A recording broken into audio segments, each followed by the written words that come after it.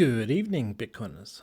I just wanted to talk about this simulator that OrangeSurf from Mempool Space put out. I think put it out about a month ago, but I saw it in a space with Wicked recently, and I thought, bloody oath, this was kind of what I always wanted to be able to look at, because it's another way of being able to visually look at the way the difficulty adjustment works. Well, not necessarily. So the hash rate works with the alternate, forking implementations.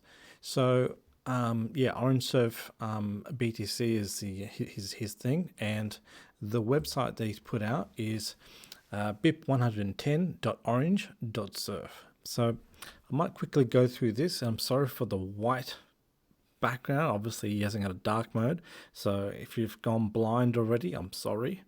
But if you want to just dial down your brightness on your phone or on your computer, that would be probably all right, because I can't do anything about this white.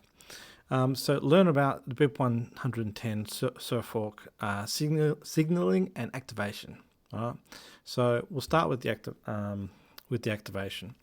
So the first things first.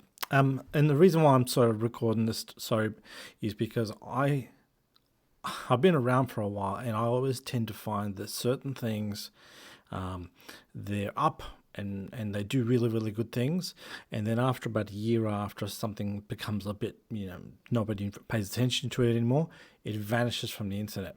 So I'm recording it right now so that I've got a reference of what we looked at back in 2026. When someone looks at this in 2030 and goes, this website's gone. Because most cases, this website will probably vanish after a while, because people will just go, well, that old point is gone. So, yeah, just taking a recording. That way we can look back at it in 10, 15 years or whatever and understand what the hell was going on. So block header, it's got the version field. The version field number 4 is signaling as a 0, which basically has that's basically just your regular Bitcoin block, which is not signaling for 110. So each block header has version field. By default, a miner doesn't set the BIP9 style top bits, and bit 4 is the block is not considered to be signaling for support for BIP 110. Okay, so this block header, as you can see by the blue one here, in bit 4, it now has a 1. So the miner signals for BIP 110, the BIP 9 style version bits with a 001, and BIP 4 is set in the version field. So signaling, BIP 110 counts signaling blocks across the 2116 block difficulty period. The grey cells have not been mined yet, but as you can see by this, all the blue ones are BIP 110 and all the orange ones are the standard non-forked basic blocks. So as you can see, it's populating here and it's trying to reach the 55% threshold. So blue blocks are signaling blocks. The counter needs 1,109 signals, which is 55% of the full window. So they would need 1,109 signals to be able to say that the threshold has been met. Okay, so this signifies that there's been enough 110 signaling blocks that have been mined. So on the 1,109 signaling block crosses the threshold with 417 blocks still unmined. That means that the window has enough signals for BIP 110 to be locked in for the next primary period boundary. So locking is not activation. In this late example, window 476, which is this one on the far left, is the last ordinary signaling window before mandatory signaling begins, approximately August 2026. If it meets the threshold, BIP 110 locks in at 961 632, 961.62. So that's this lock-in waiting part here in the grey. That means activation is scheduled, but the reduced data rules do not start until one full difficulty period later at 963.648. So this is the activation block. Fork risk. From the activation height, any blocks that don't comply with BIP 110 reduced data rules will be rejected by BIP 110 nodes, but may still be accepted by non-BIP 110 standard nodes if otherwise valid. More on this later. So basically, this is what I'm trying to say is that once this thing becomes activated in whatever format, whether or not it reaches 55% or whether or not it just simply activates on the particular block height anyway, BIP 110 nodes will start rejecting blocks that don't meet the criteria. So if a block comes through from a regular miner, which has ordinals, has runes, all that sort of stuff, and it breaks the rules that are set by 110, then 110 nodes will say that it's invalid and push it out of the system according to them. So they will fork themselves off any particular block which comes through and they consider to be invalid. But what if no ordinary window reaches 55%? Run another 2016 block window with only a small number of signals. This time the threshold is not on track to be reached. So this one, as you can see here, very little blue dots. So the lock-in threshold is not met. The period ends below 55% signaling, so this window does not lock in BIP 110. Mandatory signaling. If no ordinary signaling window reaches 55% before approximately August 2026, BIP 110 nodes reject non-signaling blocks from the chosen height of 961.632. So that's just one window later. Now, mandatory signaling fork risk. During difficulty window 477, any non-signaling block that splits, any non-signaling block can split the chain. BIP 110 nodes reject it while standard nodes may accept it, otherwise valid. So there will be some form of fork happen no matter what the case here, no matter whether or not it reaches 55% or not. After either split point creates incompatible tips. Now tips is obviously the last block that's sort of floating and needs to be mined on top of. So that's just the last block that is sort of floating. The same forking mechanics and decide which chain accumulates more work. So to be able to be, to be able to stay in the chain without getting destroyed, you need one more block to sit on top of that tip to be able to sort of hold it down. All right, go to forking. So before a split point, BIP 110 is a stand miners, and stand miners share the same chain until the rule disagreement appears. Activation shows two places that can happen. Mandatory signaling blocks 961.632 expected around August. So every block at the moment is happily agreed upon by both 110 nodes and regular nodes. So every current block right now is completely accepted. So all good on both sides at this point in time. The first split point block could go either way. So either BIP 110 will win it or a standard miner will win it. And let's say, suppose the first block is 110 compatible, so standard nodes will still accept it, otherwise valid, right? So a standard node considers a BIP 110 node to be perfectly fine and within the rules.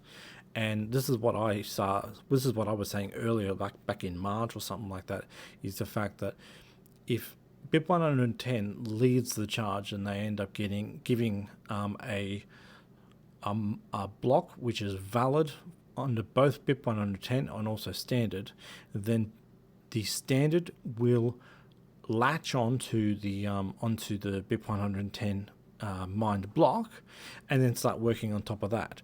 And so this will always be a race for BIP 110 to beat standard miners, because every single time that a BIP 110 mines a perfectly valid block, standard miners will just jump on top of your block, on top of the BIP 110 block, and just keep working on top of that. And that will just keep happening until the split becomes too wide. So if one particular chain gets too far ahead, if the standard chain gets like 10 blocks ahead or something like that, and BIP 110 is 10 blocks behind, then they just won't bother trying to accept the BIP 110 blocks. But if a 110 block does it 10 blocks in a row, the standard network can go out there and produce number 11, and then BIP 110 has to work really, really hard to go out there and get a 10 lead again. So they're always in a massive race. So standard miner builds on the next block. Suppose the next block is mined by a standard miner. It builds on top of 110 because the block is valid under the standard rules. Miners follow the valid chain in the most accumulated work. So in this particular instance, you can see the standard is ahead, and it is keeled off just in readiness, obviously, if something else comes through. So BIP 110 rejects it, but the standard miners pull ahead, because the standard miners consider the N1 to be perfectly fine and N2 to be perfectly fine, but BIP 110 is stuck at N1. What's up next? So BIP 110 mines its own competing block, right? And so they go to their own personal N2, and the chain is currently split. But if for instance, a standard miner can work on both N2s. They can work on a blue one or an orange one. And if they go out there and solve a block on either, they could continue to press this ahead. So in this particular instance, if a BIP 110 node has reached N3, then the standard miners can go out there and choose to discard the N2 of the standard miner and just jump on N3, because it's likely that all the same transactions in it anyway. Give or take, obviously if there's ordinals or something like that, they would lose out. But obviously if this one has more work on it, then basically the standard miners can jump onto it.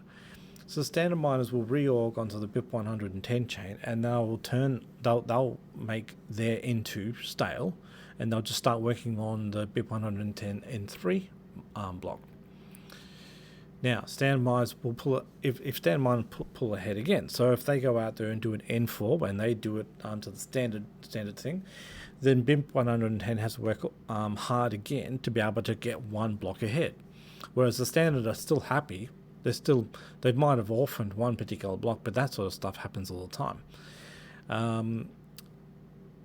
And so basically standard will be streaming ahead. BIP 110 has to do it all over again, because if N4 comes forward, standard will jump ahead, but BIP 110 will say N4 is incompatible. Now, and it just repeats. So this can keep on going. If BIP 110 has that level of hash power that they can continue to keep marching, 10% further ahead than what standard is, the standard ones will keep on orphaning their blocks and just keep latching onto the BIP 110 blocks, and will just accumulate all of their blocks. And BIP 110 will never be able to sort of split off and become their own chain. So BIP 110 majority hash rate, with the majority hash rate, BIP 110 compatible blocks are expected to accumulate work faster. Standard branches are repeatedly reorged, and BIP 110 remains the chain with the most modeled work while the majority holds. But standard nodes are still happy. My node will still be happy with this particular situation. So it won't matter to me at all. I will be perfectly fine. So BIP 110 might win this round, but I'm still winning. There's no loss here. Now, if for instance the standard chain leaps ahead and continues to put some orders and runes in there, then BIP 110 will not be adopting those particular blocks, those N3s and N4s, and they will likely be stuck at those 2 blocks deep. So we'll do the simulator. Okay, so let's just let's do it from the BIP 110. Let's give them 90% of the power for starters, right? So let's simulate it from here, so that you can visually see it. So as you can see, all the blue blocks are blocking up. There's plenty of red, stale, and orphaned blocks on the standard side, but there's a full string of blue blocks being solved by the BIP 110 chain. But remember that my node will still be happy. My core 29 node will still be happy with this setup. I will delete my node will delete all of those orphan blocks, all those stale blocks, and it would not be a problem whatsoever. So BIP 110 wins, and I also win. So there's no losers in this situation. Now, let's say we dial it back to about 60%. Well, 59.9, that's good enough. So let's do it again. I didn't zoom. I got to reset it. Just one sec. Let me reset it so I can go back a big amount. 59.9. Let's do it again. Okay. So let's see what happens here. So obviously, BIP 110 in a 60% scenario has more hash rate in this particular instance. Now, same sort of scenario here. So there's been a lot of stale blocks on the standard side, and a lot of those people who have been pushing to get ordinals onto all these particular blocks will have been waiting for many hours and been very unsuccessful, and so they will likely have somewhat, I guess, rugged the spammers. But like I said before, my node will still be happy. I will not have a problem whatsoever. I will still see a regular Bitcoin chain as per usual. Now, 49.6, so just slightly under 50%. Let's see what happens.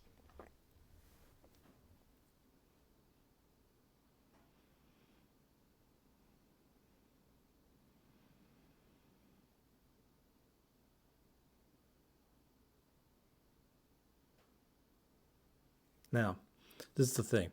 So slightly under 50%, it seems in most cases that the standard chain ends up taking over. So obviously there's slightly more hash rate on the standard side. And if you go out there and do it again, let's see what happens again. Let's see if Core wins again.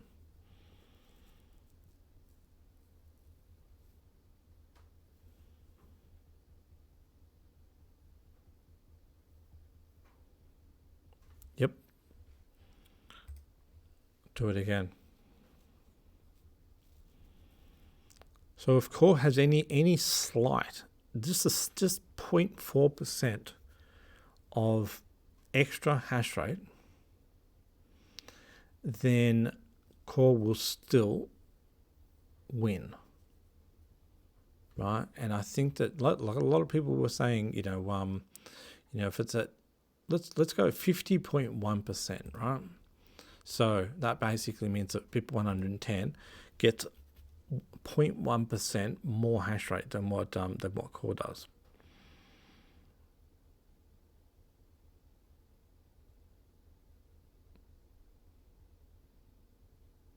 it still goes to core.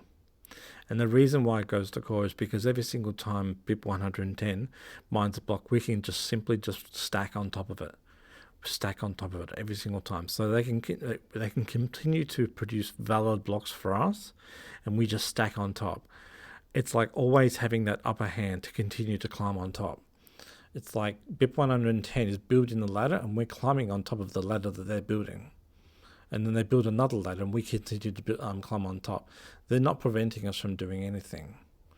Now, let's get a little bit more realistic with what's currently happening right now. Let's go down to 25%, or I'll fix it back to there. That one says 25%. So it's even lower than 25% right now, but let's just see what happens at 25%.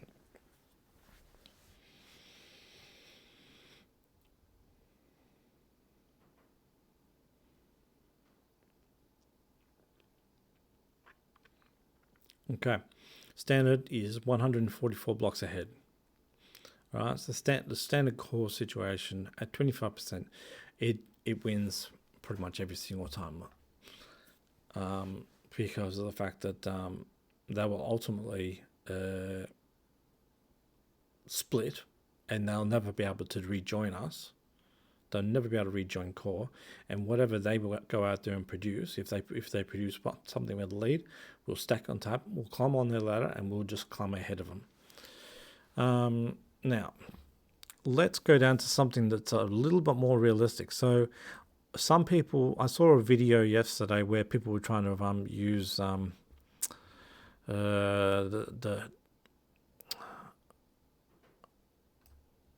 were trying to use they're trying to use the I think it was the Long Short movie or whatever like that. I can't remember. And they were saying, what's to say we can't go out there and get 5% of the hash rate? So let's assume 5% is the target that they think they can get to. Let's go.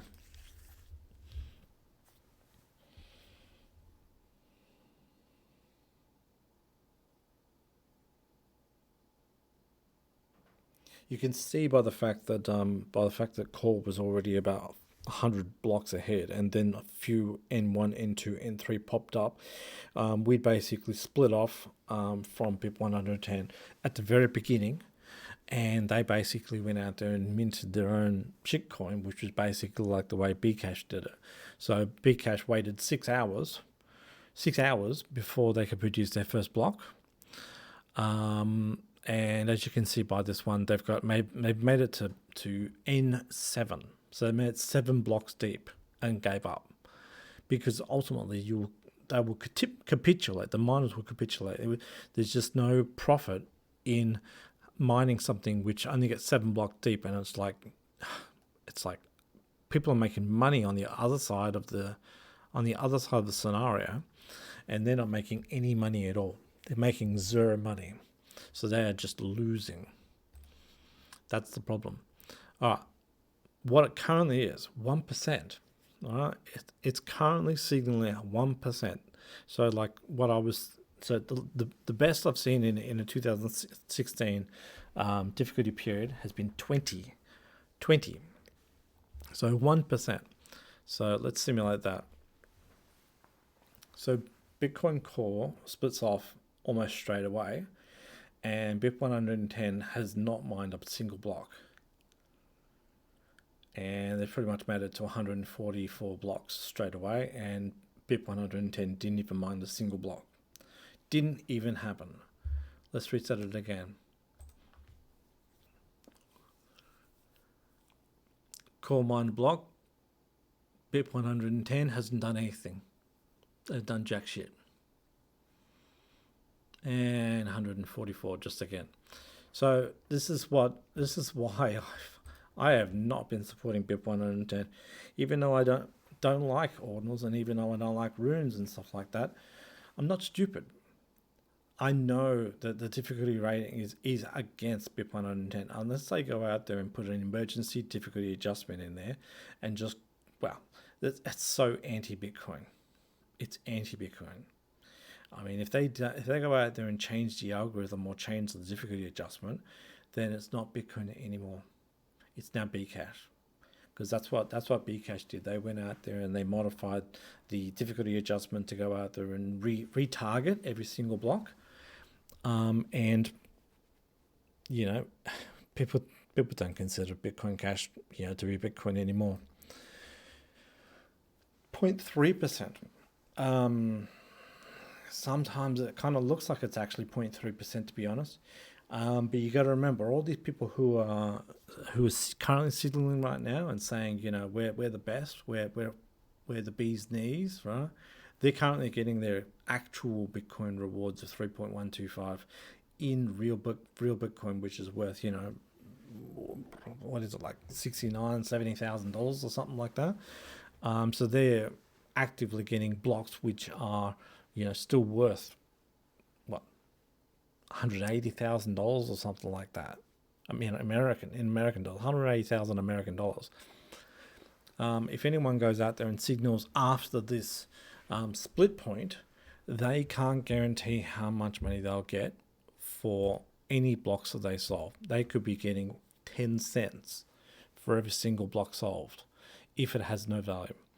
If every BIP110 block or Bitcoin has value of like 10 cents, they could be getting 30 cents in mining profits, which is far too little a price for the amount of hashing that they've been doing, just trying to get one block done.